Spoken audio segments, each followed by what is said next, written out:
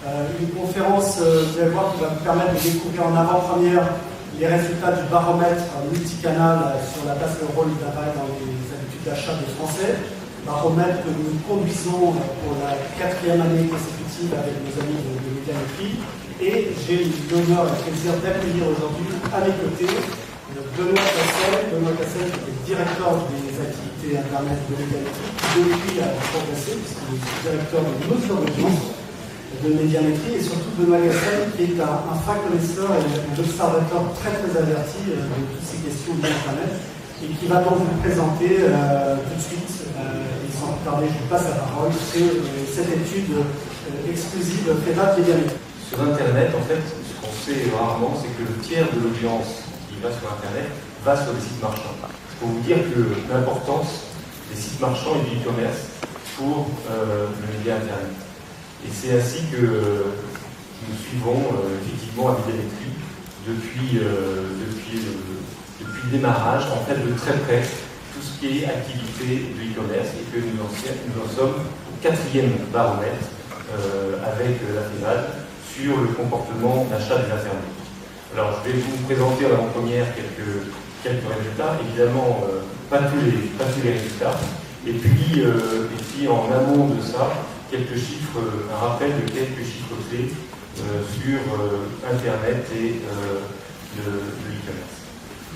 Alors, première partie, donc quelques rappels de chiffres clés avant de venir directement au baromètre. Et d'abord sur les évolutions. Ce qu'il faut regarder, c'est que le dynamisme du e-commerce ne se dément pas, il continue. Et lorsque, au premier trimestre 2008, on a encore par rapport à 12 mois précédents, une augmentation de 3 millions de cyberacheteurs.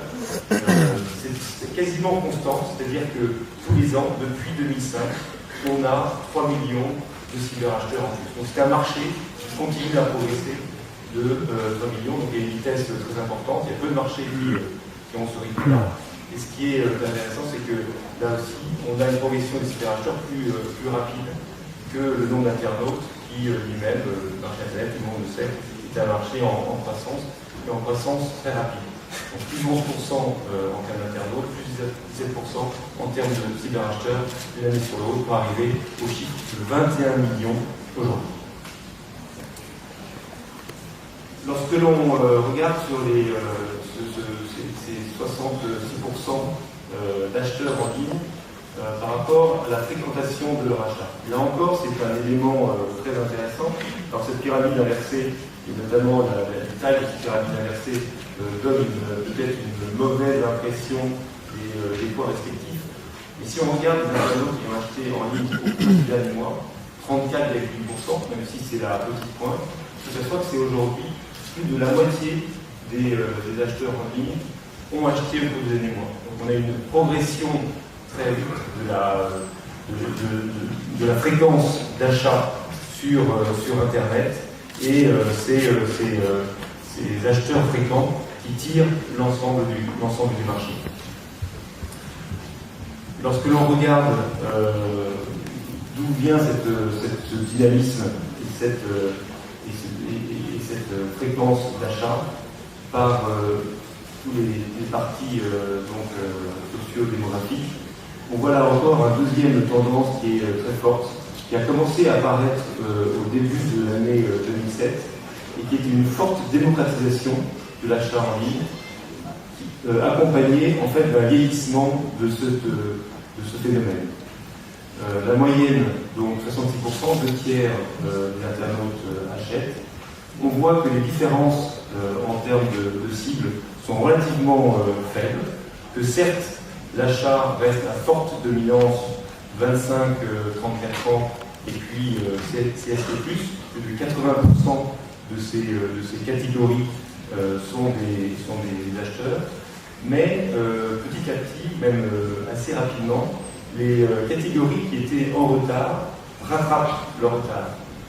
Depuis le début, on sait que pour un certain nombre de raisons, notamment dû au type, à la catégorie des biens techniques, les femmes sont un peu en retrait par rapport aux hommes, bien, les femmes ont augmenté de 22% au cours des 12 années mois.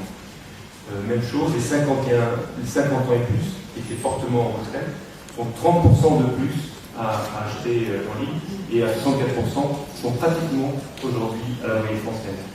Ce qu'on appelle les 7 témoins, en tout cas les classes moyennes, là aussi sont à la moyenne. Et pour la première fois, Paris et la province sont à égalité dans tout ce qui est achat en ligne. Donc on voit bien une espèce de un marché qui était au départ un marché plutôt de niche, de easy adopteur, qui devient un marché de masse et qui aujourd'hui touche les cibles. Cette l'explication vient sans doute du taux de confiance. Depuis qu'on a construit avec la FEVAD le taux de confiance dans l'achat en ligne et que l'on rapproche ce chiffre-là avec le nombre d'acheteurs, on voit qu'il y a une forte corrélation.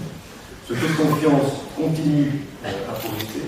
Il est aujourd'hui de 62,4% donc des internautes qui ont confiance dans l'achat en ligne.